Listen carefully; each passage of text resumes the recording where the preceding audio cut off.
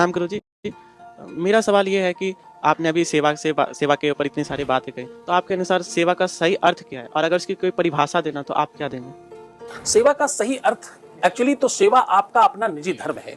सेवा एक ऐसी परस्पर सोच है, एक ऐसा विचार है सेवा जिसमें जो आपको विनम्र बनाती है।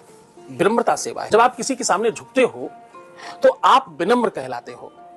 सेवा सबसे पहले विनम्रता देती है। आप सिख समुदाय में जाइए, उनके यहाँ क्या कहते हैं? कहते हैं कितना ही बड़ा व्यक्ति हो, आपको मालूम वहां सेवा के लिए काम क्या मिलता है? सबसे पहला काम क्या मिलता है? कोई सिख समुदाय से हो, जूते रखने, जूते पॉलिश करना।